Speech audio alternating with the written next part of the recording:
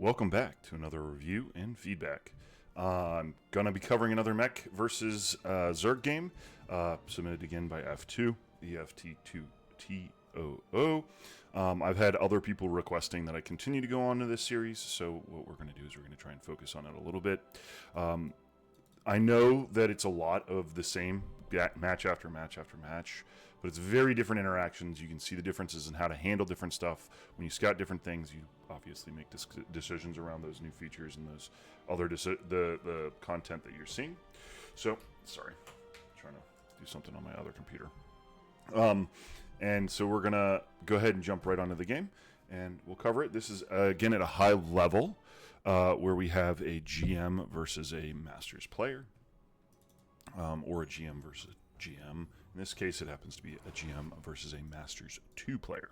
The bottom left-hand corner, we have Eftoo in red as Zerg, who has submitted this replay.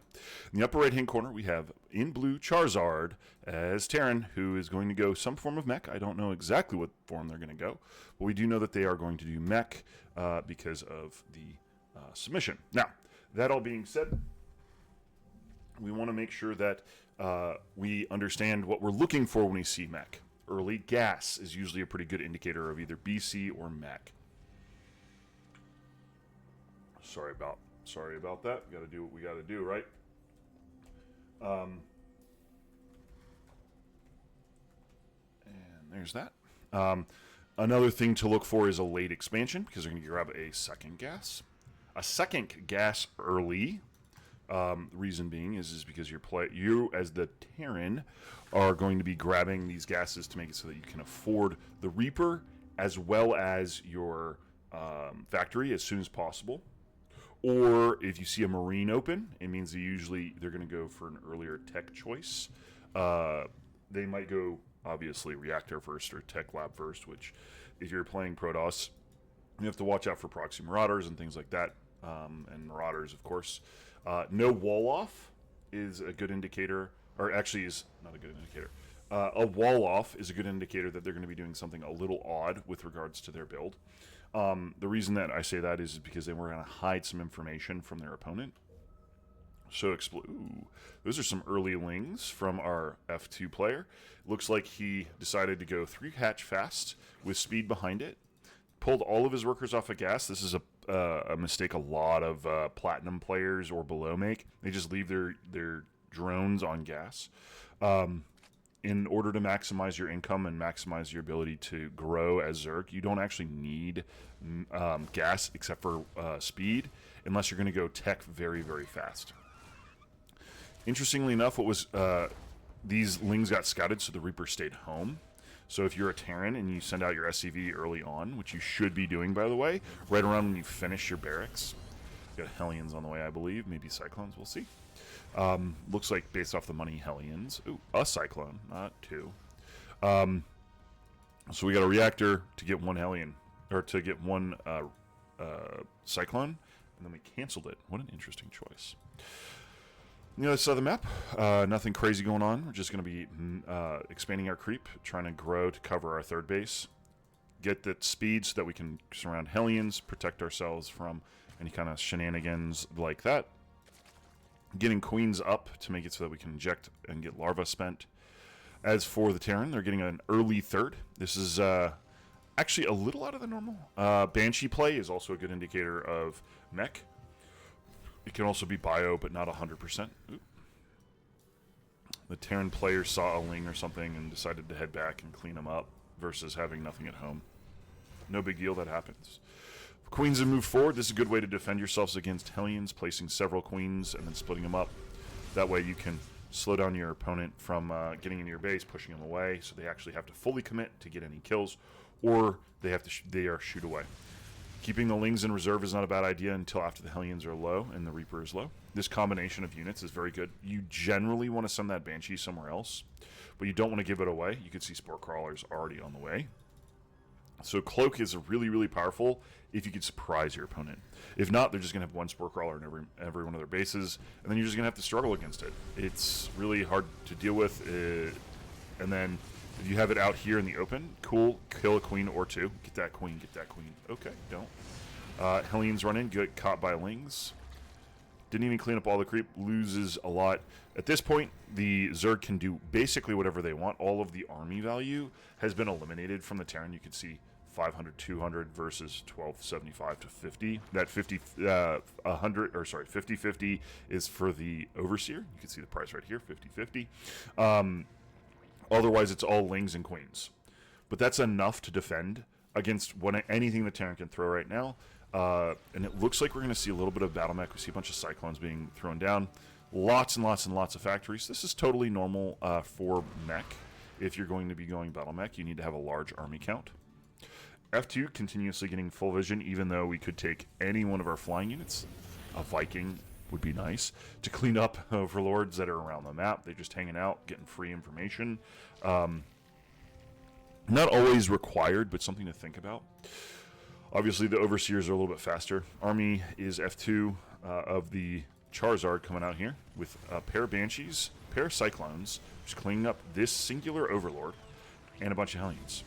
Army is disjointed, so they're just sort of kind of all over the place, giving our F2 player the opportunity to get enough Lings and have their Queens in position, have their Spore Crawlers repositioned or newly built, so that they can protect themselves. You can see they're expanding. They didn't expect additional Banshees, which, honestly, I wouldn't either. If you want to not have your SCV being annoying and saying that it's over here saying you're short, you can have that on patrol. Hold position also works, if I remember correctly, to eliminate it from indicating here, but I don't remember 100%. I like having it on patrol personally. It makes it more annoying, and because you can get into different positions or do wonky things that your opponent doesn't like having happen. Going roaches is a great way to counter mech, just in general. They're very sturdy. They take a lot of damage to kill. The downside is they're not very good against air, so these Banshees will eventually clean up everything here. Because there's no Queens, there's no Corruptors, there's no Hydras, there's nothing there to protect it. So the Terran can honestly probably spread out as much as they want, as fast as they want, until there's that tech that's able to shoot up. F2 has decided to go Spire. On the other side, we have Thors, which are great because that counters Mutalisks, just like it's a straight-up hard counter. You just leave it in the regular form where it shoots the missiles and it destroys it. If you go into high impact, as long as there's not an overwhelming amount, you'll still destroy the mutas because they just shoot like crazy. They like do so much damage to each muta. It's like 2 Thor shots will kill a muta. Tanks are great for defending against Roach. So this game is going to go a little bit longer. Both players are going to have to clean up or continue to expand, grow their creep, get sensor towers all over the place, put turrets around, put walls up, make it so that the opponent has to go through different things.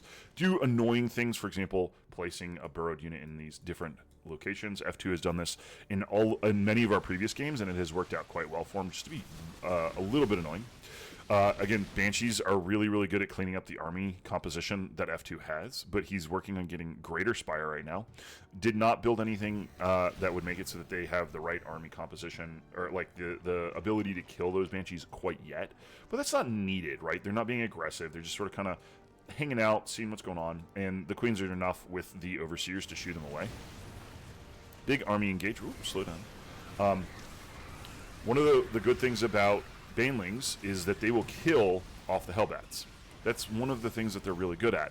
So if the Terran places his Hellbats in front of the army, then you know that you could just just F2, right? See what I did? Sorry, I couldn't help myself. If they put them behind, so sometimes like spread a couple of Thor in front, and then they'll put like tanks behind them, and then they'll put their Hellbats in between the tanks and the Thors. That composition and positioning, also don't forget to cancel your cloak. That's a lot of energy is important, especially if you're going to be doing something harassy, or you're in a combat and you want to hide yourself from your opponent's army composition and protect yourself and last longer. You want to cancel that out until you're ready to engage. Sorry. But I think you understand what I'm saying. Look, we're doing a run-by. This army is cleaning up the rocks in the front. If you look at your mini-map, you'd have this gigantic red blob. And then on the complete opposite side of the map, we have the Zerglings coming in, slowing down the expansion over here, and killing off things. So this is, the Terran wasn't even able to finish that off, hasn't been able to expand here. The army is just making it so it's very difficult to kill this one Zergling, which is very annoying. And then all these Lings are like, oh, you're going to land soon? Here, let me just show up and be annoying. As a Terran, this is where you put like 1-2 planetaries, 1-2 planetaries, 1-2 planetaries, 1-2, you know, 1 planetary, 1 planetary, and then put up sensor towers all over the place. That way you can take your slow, gotta siege up army and be in position for everything. Ling's over here doing a wonderful job of harassing. And that the reason that you would want to do that is simply because you're slow. Terran is Mech is very, very slow. So just like Protoss needs a lot of static defense, Mech needs a lot of static defense. You're literally looking to make it so that your opponent has to get through that static defense. By the time that they do, their army's softened up. Okay, cool. And you are in position, your army shows up in full health and ready to deal with all that stuff. Vikings counter Broodlords, because, you know, Broodlords can't shoot up. And the composition that Eftoo has put together is not very strong against air. So these Vikings and Banshee combination is really the real threat. Corruptors are showing up. There's still enough of them to make this a trouble. But because of the army with all of those Thors, they can just completely clean this up and eventually walk through this. That being said, there was a big larva bank as well as a large resource bank. At this point, F2 is shy on his larva bank, but that's one of the things that he has to make it so that he doesn't lose the game. Just having enough larvae is super important. At this point, F2 is in a really tough position. He's got to fight Lings, Banes, Queens against a bunch of siege tanks, a bunch of Thors, a bunch of Banshees, and a bunch of Hydras. Trying to do a big surround. This is the correct path.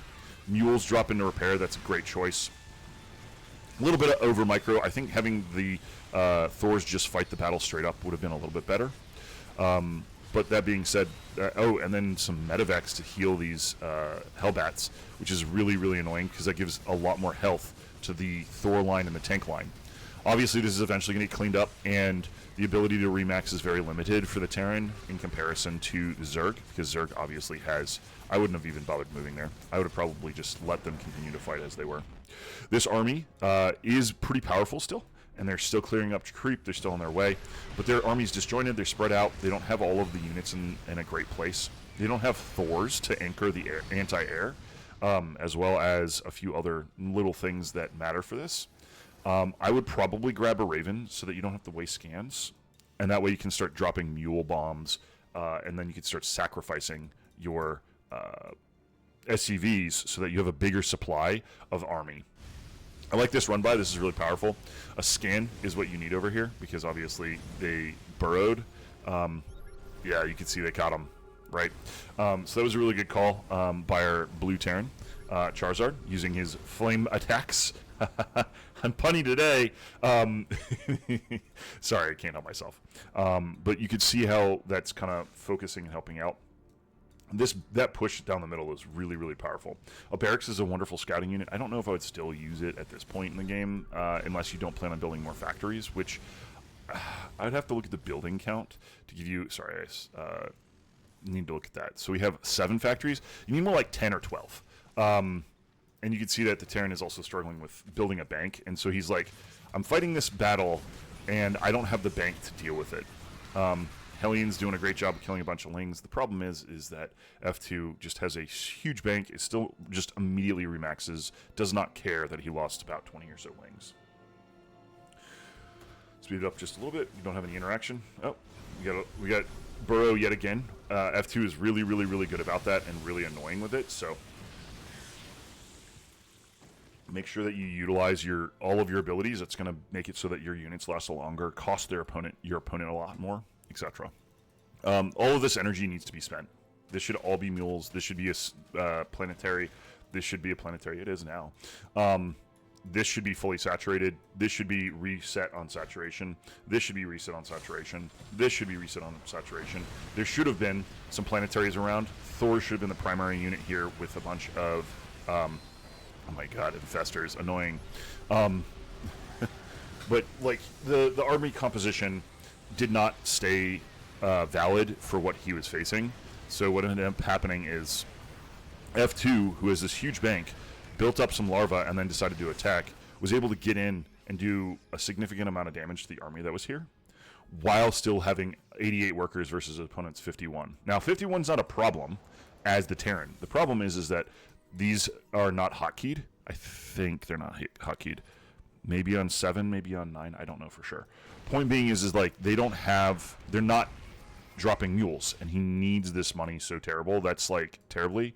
He's not replenishing any of the SCVs that are dying, which is okay. That's not a problem as long as you're using all of that mule. And you need probably another.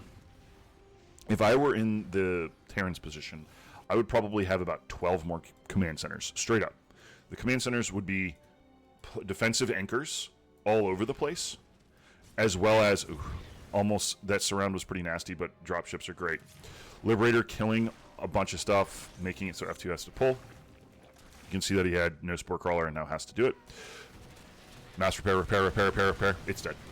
You didn't get the repair off. You have to be very, very, very fast on the repair. That's why I was saying put down the extra command centers out here, because then you can have that extra army supply that's going to be able to support that. Banshees is something you'd want in this situation. Gotta kill the infestors very fast. The one that's grabbing it, it's still burrowed. No, all the Thor are dead. I like it. A Viking inside of a medevac. For those of you that haven't seen everything in the game or are still learning, a Viking is a flying unit, and it was being carried inside of another flying unit, which is very funny. Survived with 2 health, so very good grab. Downside with this is that this Terran has not resaturated his bases. Doesn't have the unit, the army. The SCV count to get himself back up to max out. This game is now a war of attrition, and our Zerg has clearly shown that they're going to win this. If the Terran had resaturated... Oh god, so annoying, that one Zergling every time F2. French kiss. I am a Terran, so I despise that, but like, it's so good. It's such a good choice. Like, just being annoying, taking space, making it just like every little thing you can do to slow down your opponent is just that much more, especially in a war of attrition. This is basically the last mining base for Charizard. He needs to be able to identify that he's about to get rushed on, repair immediately. There it is, that's a good repair. Gotta kill the Banelings. You gotta take the planetary and point at the Banelings and kill them. Takes 1 shot, maybe 2 generally to kill it. But that's like, we're in trouble here. This is going to be GG very, very shortly. Tanks are all stacked up. You have a bunch of Ravengers, which kill anything that's static. Bunch of Wings to keep things static. And then we have some Widow Mines that are just not, for lack of a better way of putting it, not in the right position. Doesn't have the army comp to be able to survive. Doesn't have enough income. Yeah, 40 supply is pretty good at the end here. Has a decent number of tanks and things that are just popping out, but he's going to lose this base, going to lose this orbital, lost this base, lost all his workers, only has this base, this orbital, this base with this orbital, and didn't ever drop any mules from those bases. So, quick and dirty. Things that went really, really well. We're going to jump into chatting. Things that went really, really well. I really like the build order for both players. They worked out really well for both of them. The Zerg was a little aggressive early on, and it didn't pan out, but that's not a bad thing. You're putting your opponent on notice, saying, hey, I'm going to play you. I'm going to be on top of you. I want to make sure that you're aware that I'm coming for you. Then you have up until about that 8-minute mark-ish, where they started to get close to maxing out 10-minute in that area, the Terran stopped building command centers. Not something you want to do as a Terran. You generally want to have planetaries for anchoring yourself. You want to have orbitals to make it so that you don't need SCVs. And you want to continue to build more factories so that way you can replenish your army very fast. Your army is massively expensive supply-wise and build time-wise. So when you lose a Thor or a siege tank, you're going to be in a position where you're just further behind because you don't have the ability to replenish like a Zerg, where it's like 1 larva is 1 Ultra. 1 larva is 1 Broodlord eventually. Etc. Right? You have to be aware that the army composition that you're going to be building takes a very long time to construct. So once you get that 4th or 5th base established, if you can't end the game on that first attack, it's time to like hunker down and grow organically, not organically, but like with a slow prodding motion of 1 base at a time, taking that base and expanding into it. And you need to be like, here's 2 planetaries, here's a sensor tower, here's like 5-10 turrets, here's, the siege tank line moving. And that's, if you look at the professional play, that's what they do, because Mech is basically impossible to break if it's on the defensive. And so if you are The exception being, there's a few exceptions, right? You can get them out of position, so you go attack somewhere else. They unsiege, and then you pick up these siege units and stuff like that, which F2 did a wonderful job with. Now, mind you, the Terran did a wonderful job with that kind of stuff too. He had Hellion run-bys on two sides at the same time, so like queuing up half your Hellions to one side, other half to the other side, knowing that there's bases there, and having them go after the mineral lines, that really slowed down the game, made it so it lasted an extra like 5 minutes. Other things that are really useful is making sure that when you see your opponent's composition, making sure that you anticipate the next composition they're going to do. They're either going to build the same comp, which means you have to have enough to counter what they've just been doing, or they're going to do something that's opposite of that composition. So a lot of mech players will transition from mech to BC. Why? Because Ravengers and Roaches generally don't shoot up and do effectively when they do that. That's why you have a Banshee or BC or some kind of transition there that happens. You saw Broodlords. Well, Vikings counter Broodlords. Well, if your opponent goes straight Roach Ravenger, which basically happened, and the Banshees didn't get rebuilt, you're just done. And you saw how F2 was like, all right, here's Roach Ravenger, here's Ling Bane, here's Broodlord Corruptor, and he like compositionally changed throughout the match, trying to find a kink in the armor for the Terran, which is why he's a GM, right? That's what GMs do. They understand the composition and the interactions of the different races and what's going on. So thinking about how you can say, okay, my opponent's doing this, what can they expect to spend based off of their base count and the money they've been spending with this army, and how long our interactions have been, and how are they comfortable with it. And you learn that after like the third engage. Sometimes people will stay on the same composition. Charizard here basically stayed on the same or very similar composition. I didn't actually check the upgrades. I think both players did a really good job at it. They're masters GM. That's why I didn't even look at it. But just being content, just as a person observing that's trying to improve, be cognizant of that, making sure that you have double armories running. Make sure that you have your upgrades for all of your different units that you're going to build in your composition, right? A reactored Cyclone is going to be better than a non-reactored Cyclone, and it's cheap, and if you have 10 Cyclones, cheap relatively speaking, sorry, to be very clear, it's the equivalency of one Cyclone. Would you rather have 9 Cyclones with reactor or 10 Cyclones without? And the short answer is you want with. Same with Hellions. He got Blue Flame. You saw that, like very important upgrades, Cloak for Banshees, stuff like that. The one complaint I have for Blue is that they didn't actually do any significant damage and didn't know where their opponent was when they were trying to figure out if they'd done damage. The run-bys were great, but they didn't do a significant amount of damage. Like, they took out one base and their opponent's on 7. That's not enough. And obviously you saw what happened when the Zerg was able to replenish their army on the defense 3 times. And the Terran didn't replenish their army twice in the same amount of time, which is why there's not enough factories. We talked about that. That all being said, I think that it was a very good game on both player sides, and it was very interesting to see how Charizard tried to win, and how F2 was able to use his superior economy to deal with a little overly aggressive Terran that didn't actually. They needed to be way more aggressive or a little bit less aggressive, and they just don't have that fine line to make that happen. So, that all being said, good games.